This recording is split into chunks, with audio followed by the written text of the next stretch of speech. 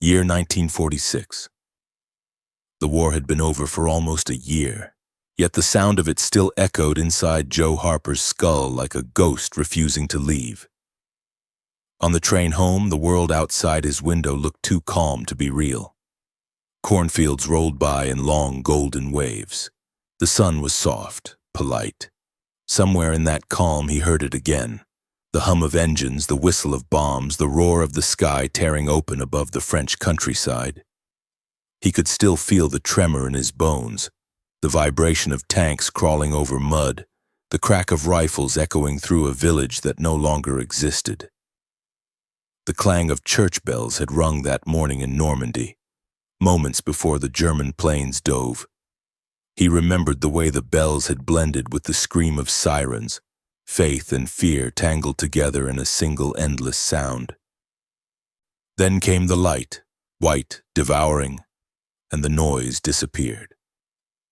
Now, years later, only the train wheels clattered beneath him.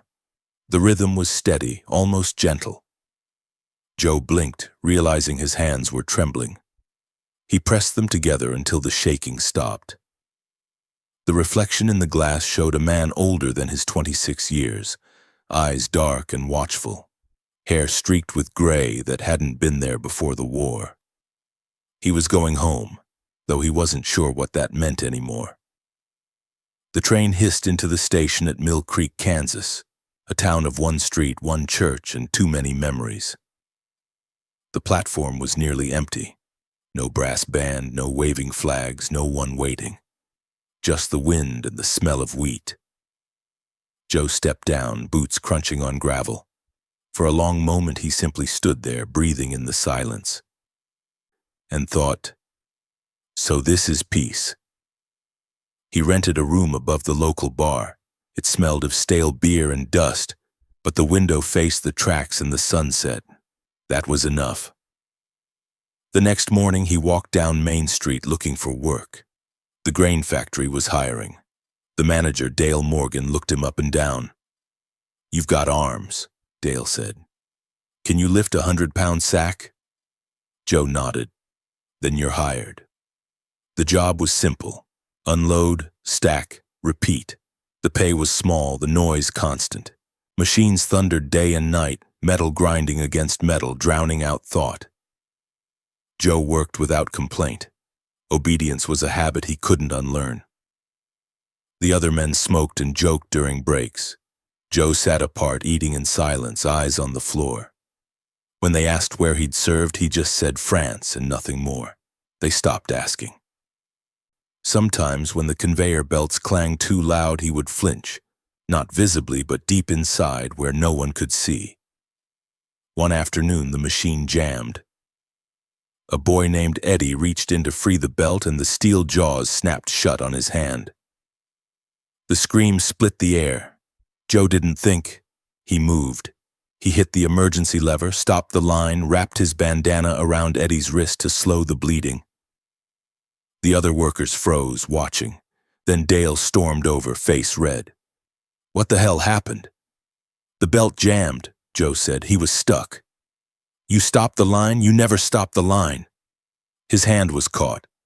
"I don't care if he lost his damn hand. You cost me 30 minutes of production." The words hit harder than any shell ever had. Joe straightened slowly. "You're right," he said quietly. "You don't care." He took off his gloves, set them on the crate, and walked out. That evening he packed his duffel bag again, though he had nowhere to go. For years, everything he'd done had been for someone else's command. Walking away felt strange, dangerous but clean. He wandered the outskirts of town until he reached a small building with a white cross painted on the door, a temporary clinic for veterans. Inside, he met Anna Reed. She was tending to an old farmer with a broken ankle. Her hands were steady, her eyes tired but alive. When she looked up at him, she seemed to see everything at once. The way he stood too straight, the scars under his shirt, the distance in his stare. "Let me guess," she said softly. "Infantry?" He nodded.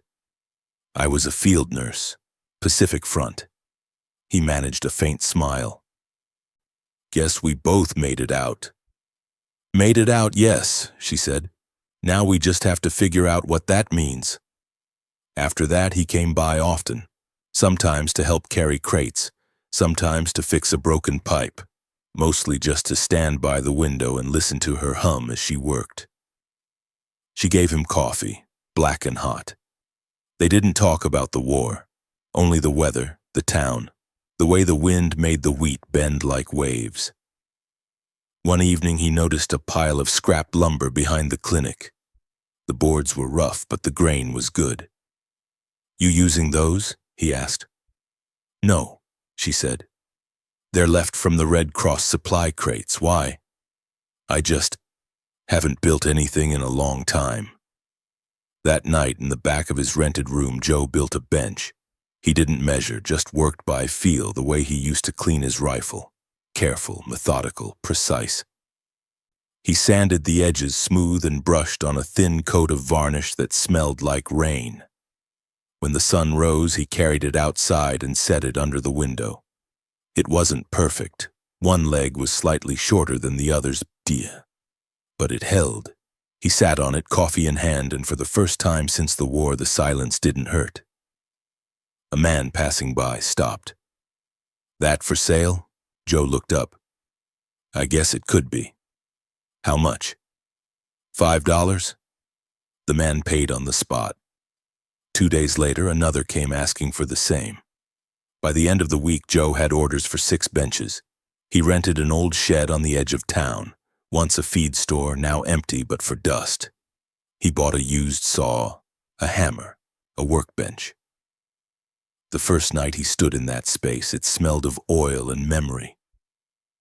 He ran his fingers across the wood grain and whispered, "All right.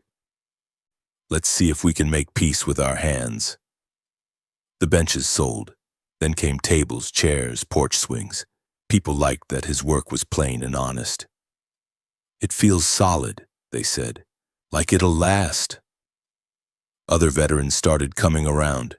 Men who couldn't stomach the factories, who drank too much, who needed something to hold that wouldn't explode in their hands. Joe hired them, paid little but gave them rhythm, saw, sand, polish. They talked about baseball, about the weather, about anything but the war. Anna brought them sandwiches at noon and coffee in tin mugs. The smell of sawdust mixed with the sound of laughter. One evening as she was leaving, she said, "You know, this place doesn't sound like a workshop. It sounds like men remembering how to breathe." Joe smiled. Maybe that's all building really is. He carved a sign for the door, Harper Woodworks, underneath in smaller letters, built by steady hands. Orders started pouring in from nearby towns. Farmers wanted strong tables for their kitchens. A church wanted pews. Even the mayor's wife came to ask for a rocking chair. Joe didn't raise prices. He worked until midnight, the glow of a single lamp spilling onto the dirt road. The veterans worked beside him, humming old marching songs, the rhythm of their tools sinking like heartbeats. Sometimes he caught himself smiling for no reason. The sound of hammers no longer reminded him of guns. It reminded him of life. One winter night, Anna came to the workshop with 2 cups of coffee. "Your hands are shaking," she said. "Too much work," he admitted. "Too much war," she corrected.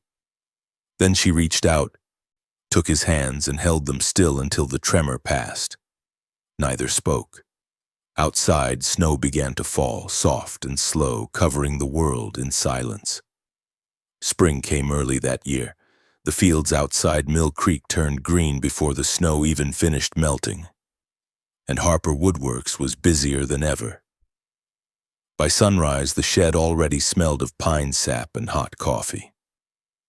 Joe had 6 men now, every one of them a veteran. They joked that the place was the quietest platoon in Kansas. He paid them fair, never late. At noon, he'd ring a little bell to call for lunch, and the men would sit outside on unfinished benches eating sandwiches while trains moaned in the distance. Sometimes Anna joined them. her nurse's sleeves rolled up, her laughter filling the air like music that didn't belong to war. They'd tease Joe, call him Captain Furniture, and he'd shake his head pretending to scowl. What none of them saw was how much the work meant to him. Every board planed smooth felt like a small victory over the noise that still lived in his skull. He'd run his palm along the grain until the rough spots disappeared, the way he wished the world's scars could disappear. The business kept growing. Orders arrived from Wichita, from Topeka, even from over the state line in Missouri. People said Harper's Furniture had something in it they couldn't explain. Honesty, maybe, or heart. Joe thought it was just sweat and patience. He hired 2 more men, then another. The shed grew into a proper workshop with a front office and wide windows. He built the desks himself and carved the same small flame at the bottom of each leg, a mark of the hands that made it. At night, he and Anna would close the shutters and share a bottle of beer on the steps. She'd tell stories about patients who couldn't stop dreaming of jungle rain. He'd tell her about Eddie, the boy whose hand he saved. They rarely spoke about fear anymore, only about what they wanted to build next. Then came the fire. It started with a spark from an old wire behind the paint shelves. By the time Joe smelled smoke, the back wall was already orange. He shouted for the men, dragged water barrels, but the flames ate through the roof like paper. Sparks rained down, hissing against wet planks. They saved what they could. Tools, a few tables, but half the shop was gone before dawn. Joe stood in the ash, breathing the bitter smell of varnish and loss. His men waited for him to speak. "We'll rebuild," he said finally. Same place, same sign. But that night alone, doubt came crawling back. He sat outside the ruins until Anna found him. She knelt beside him, soot streaking her cheeks. In her hand was a piece of half-burned oak. "It's still solid inside," she said. He turned it over, feeling the warmth still trapped in the wood. "Then that's what we'll start with," he whispered. The town rallied around them. Farmers brought timber, the church lent tools, and every veteran in the county showed up to swing a hammer. The sound of rebuilding filled the mornings. Joe carved a new emblem above the door, a small flame beneath the name Harper Woodworks, and painted it gold.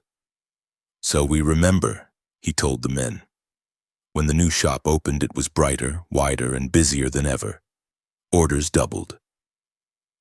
People said the fire had burned away everything except the good. Even Joe's old boss from the grain factory stopped by, hat in hand, asking for a porch swing.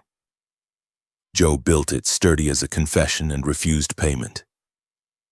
The next few years were golden. Harper Woodworks became the best-known shop in the region.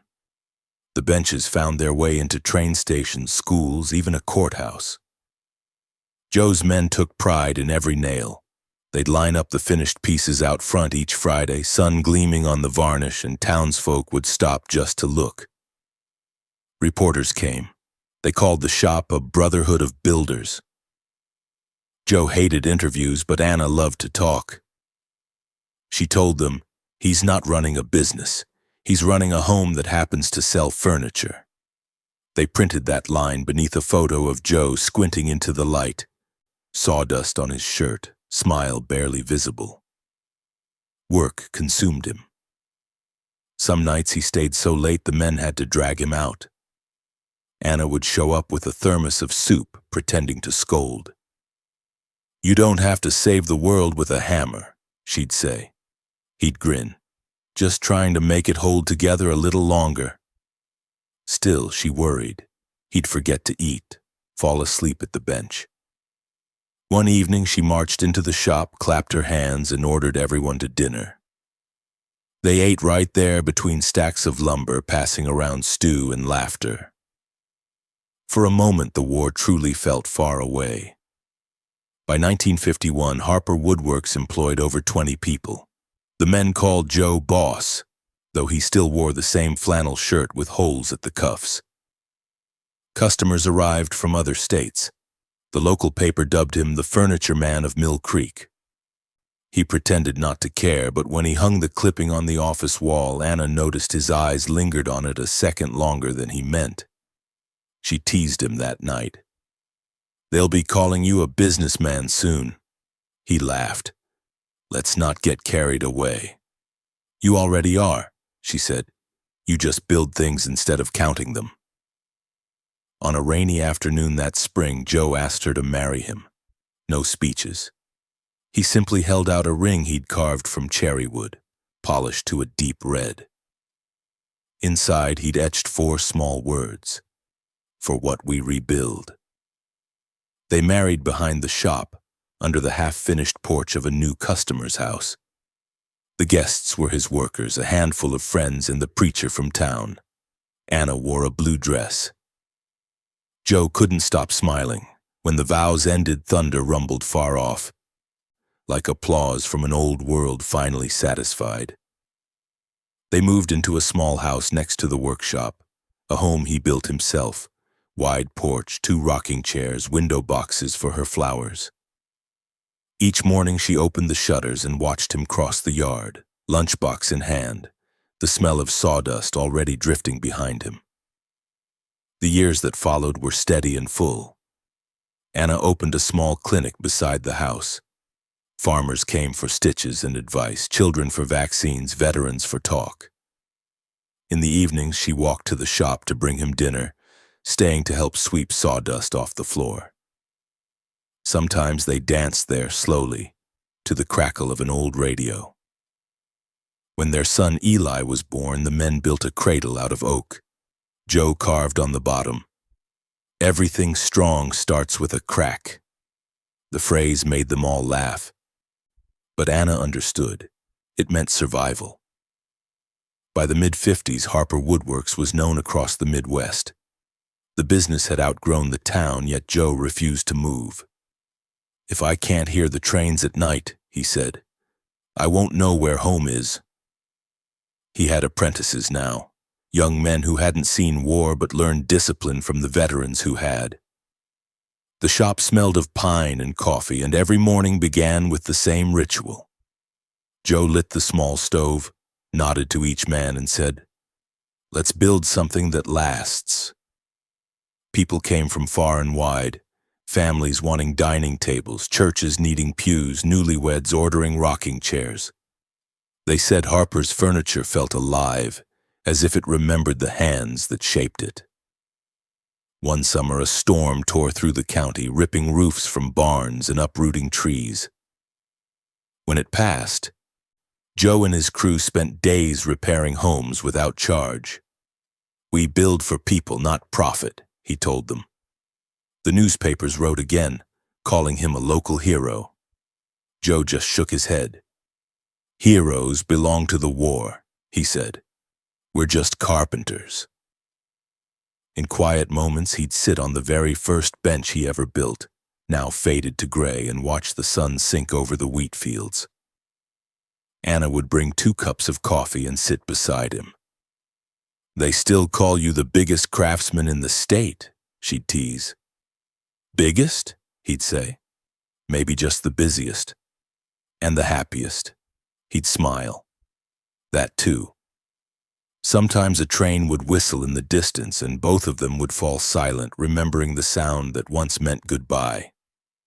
Now it meant home. Years later, when people spoke of Joe Harper, they called him the man who turned silence into wood. They told stories about his kindness, his patience, his shop that never closed its doors to a veteran in need.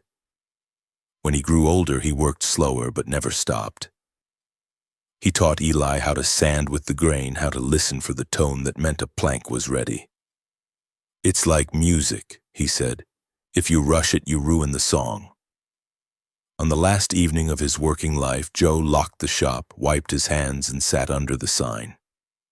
The paint had darkened with years of sun and rain, but the little carved flame still caught the light.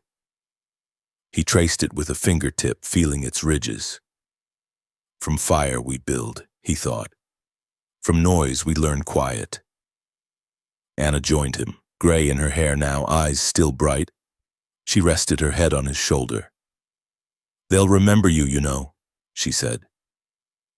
"For what?" "For building more than furniture." He chuckled softly. "Maybe, but I'll settle for sturdy chairs." The evening air smelled of cedar and warm earth. In the distance, the train passed, its whistle long and low across the fields. One last echo of the life that had brought him here. Joe Harper closed his eyes and listened until the sound faded, leaving only peace.